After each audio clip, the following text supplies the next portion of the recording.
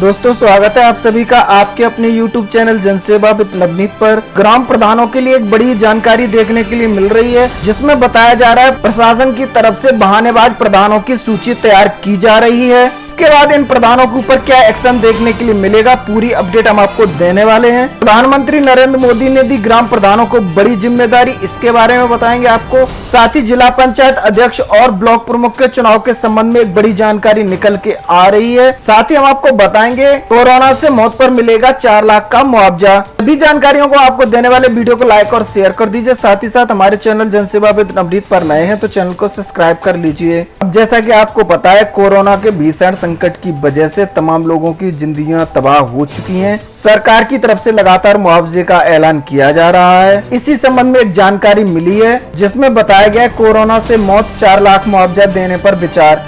यह केंद्र सरकार ने सुप्रीम कोर्ट में जानकारी दी है। न्यूज के माध्यम से बड़ी अपडेट देखने के लिए मिल रही है। कोरोना महामारी से होने वाली मौत पर मरीज के परिजन को 4 लाख रुपया मुआवजा दिया जा सकता है। केंद्र सरकार ने शुक्रवार को सुप्रीम कोर्ट को बताया कि इस मांग वाली याचिका पर पूरी गंभीरता व सहानुभूति के साथ विचार विमर्श चल रहा है। जल्द ही इस पर अंतिम निर्णय ले लिया जाएगा।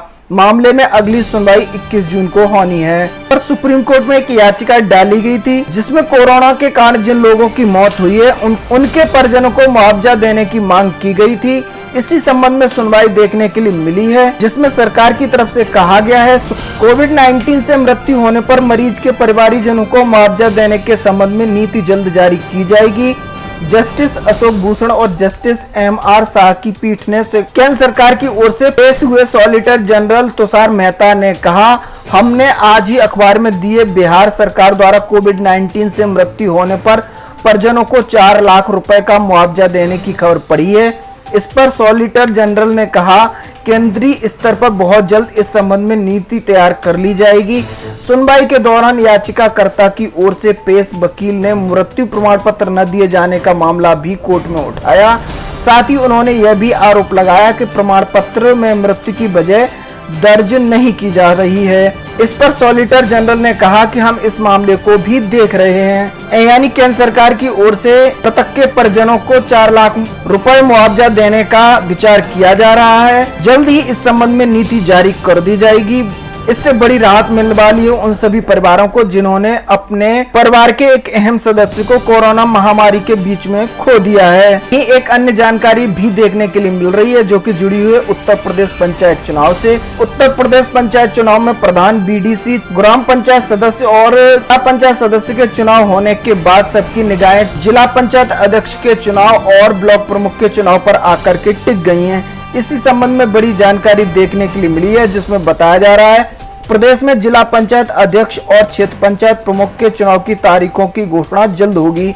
मुख्यमंत्री योगी आदित्यनाथ ने शुक्रवार को यूपी से बाहर रहने और पंचायती राज मंत्री भूपेंद्र सिंह चौधरी के पश्चिमी यूपी के दौरे पर होने के चलते चुनाव कार्यक्रम पर अभी फैसला नहीं हो सका है। इसमें आगे बताया गया, जिला पंचायत अध्यक्ष चुनाव को लेकर बुधवार को मुख्यमंत्री आवास पर आयोजित भाजपा की कोर कमेटी की बैठक में शुक्रवार देर रात तक चुनाव की घोषणा होने के संकेत दिए गए थे। इस बीच मुख्यमंत्री दिल्ली के दौरे पर चले गए और पंचायती राज मंत्री पश्चिमी यूपी के दौरे पर हैं।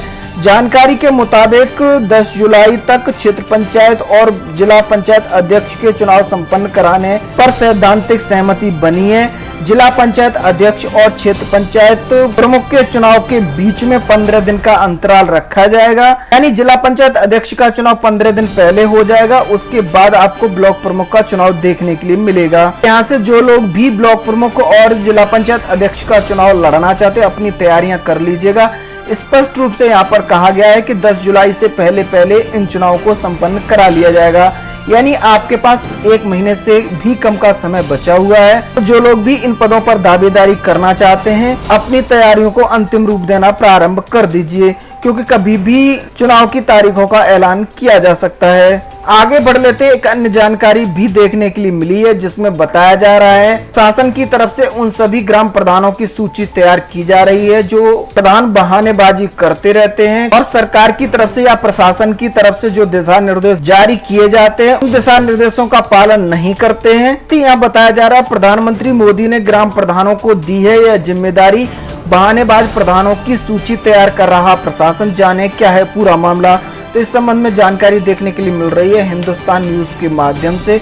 यहाँ पर बताया गया है, भारत के प्रधानमंत्री नरेंद्र मोदी ने ग्राम प्रधानों को जिम्मेदारी दी है कि वे अपने पूरे गांव के 18 से अधिक उम्र वाले लोगों को वैक्सीन लगवाएं। दूसरी तरफ जिले के प्रधान वैक्सीन लगवाने में खुद आनाकानी कर रहे हैं। किसी ने कहा उसको स्लॉट नहीं मिला है, तो किसी का तर्क है कि जब वैक्सीन लगवाने पहुंचे तो वहां वैक्सीन खत्म हो चुकी थी। इस संबंध में लगातार प्रधानों की तरफ से बहानेबाजी देखने के लिए मिल रही है। आपको आगे बताएंगे कि प्रधानों की तरफ से क्या क्या बहाने बनाए जा रहे हैं। सरकार और प्रशासन की तरफ से इन सभी ग्राम प्रधानों के खिलाफ कार्रवाई करने के संकेत मिल रहे हैं।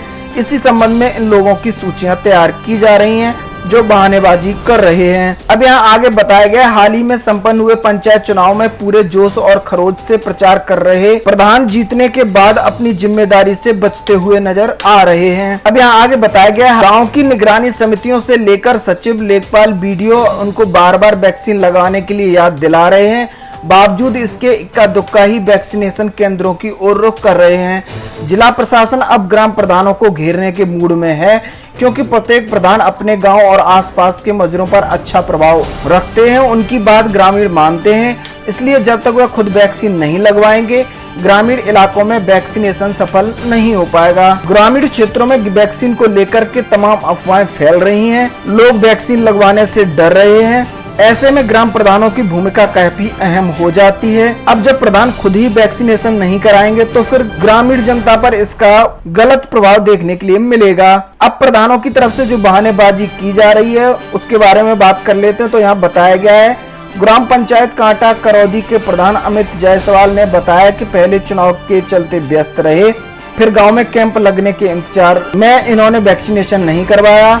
कैंप गांव में लगवाने के लिए कई बार अधिकारियों से कहा, पर किसी ने गांव में अभी तक कैंप नहीं लगवाया है। अब जल्द ही मोहनलालगंज में जाकर के वैक्सीनेशन करवा लेंगे। प्रधानों की तरफ से अलग अलग तरीके के बहाने बनाए जा रहे हैं। कोई कह रहा है कि व्यस्तता के कारण वो लोग वैक्सीनेशन नहीं करवा पाए हैं, जबकि किसी ने ऑनलाइन रजिस्ट्रेशन करा दिया है लेकिन अभी तक उन्हें स्लॉट नहीं मिला है, इस वजह से वो वैक्सीनेशन नहीं करवा पाए हैं। इस संबंध में प्रधानों के अपने ही तर्क हैं, लेकिन जिला अधिकारी अभिषेक प्रकाश ने ऐसे ग्राम प्रधानों पर शिकंजा कसना प्रारंभ कर दिया है और उनकी तरफ से जानकारी दी गई है। ग्राम प्रधानों की सूची तैयार की गई है, सभी का टीकाकरण होगा। उनसे कहा जा रहा है कि वो खुद भी टीका लगवाएं और गांव के लोगों को भी टीका लगवाएं। यानी प्रशासन की तरफ से पूरी तैयारी कर ली गई है। इन सभी लोगों की लिस्ट भी तैयार की जा चुकी है। फिर भी अगर ये ग्राम प्रधान वैक्सीनेशन नहीं करवाएंगे तो प्रशासन की तरफ से एक बड़ी कार्रवाई देखने के लिए मिल सकती है। वहीं आज उप पंचायत चुनाव को लेकर के मतदान जारी है, तो जहां पर भी वोटिंग हो रही है